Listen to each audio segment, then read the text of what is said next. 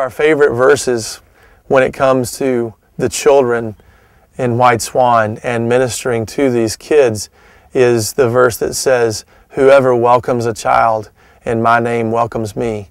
That's an amazing promise. It gives us an amazing opportunity to welcome these children to Kids Club every day and to love on them in the name of Christ. What a tremendous opportunity to love Jesus directly and to share His love with these children.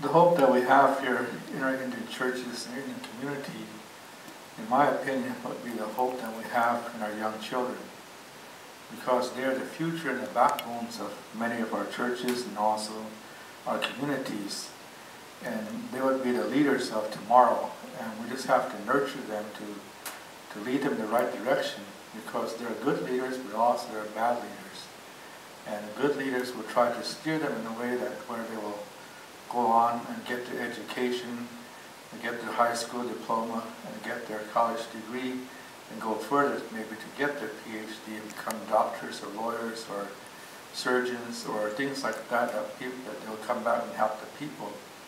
But the bad leaderships are those that are outside that try to influence our children to go the wrong directions and influence them with drugs and alcohol and gangs and other things that are not good for them, that bring only detrimental ends to them, and even death sometimes. And we see that happening in our communities. But the hope that we have in them is that they will continue on with their education and go further and become productive citizens. And that's what we want for all our children. Because if we do not do this in the future, we're going to have a lot of problems.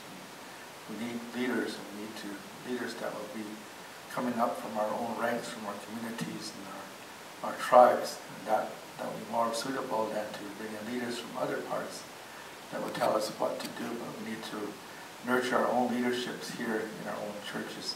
And so our children are very important. That's the point of it. And being here in Lakota country, the word that they use for children is Wakangia, which means a holy child, a holy being.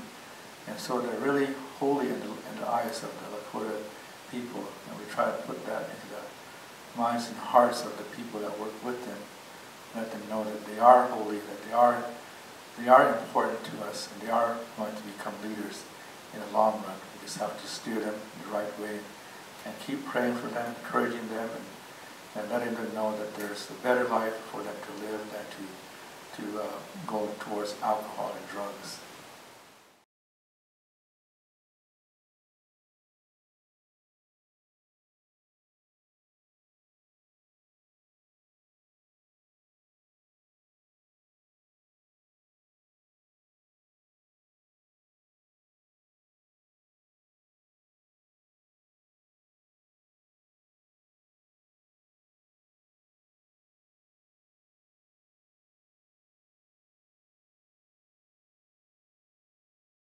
Okay, our dream is that Native Americans would come to Christ and go to the world, be the missionaries that go to the world. I want to tell you about an experience. I recently had our family went to a powwow, and we were with a couple other friends and sitting under a tent and talking with a Native American man. So there were 4 whites and 1 Native American man.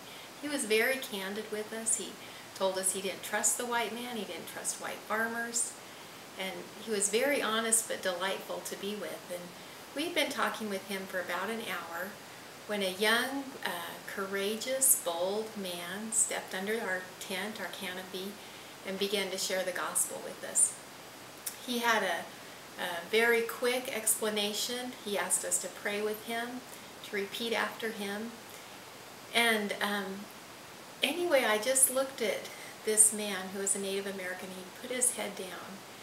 And after he had told us how he felt about the white man, I felt like this young missionary had completely lost him. He wasn't listening. He didn't trust him. And he didn't know me either. He didn't know who I was. I felt like if I would have moved someplace else in the powwow and he would have come into my canopy again, he wouldn't have known that he had just shared the gospel with me.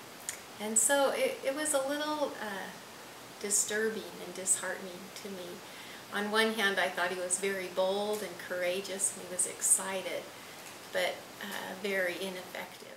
I think in being involved in Native ministry over the last few years, one thing I've noticed is that God, it seems as though God is doing an incredible work among indigenous believers.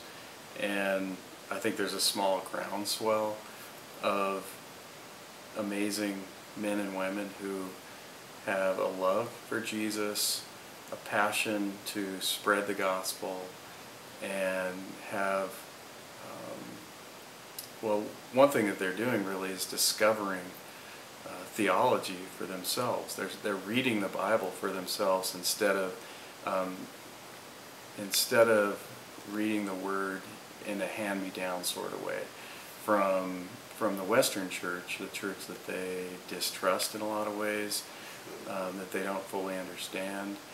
And after hearing from a lot of these guys and seeing how much they love God, how diligent they are in their studies, how they are incredible theologians, I began to see how important it is that I support them, that I'm an advocate for them,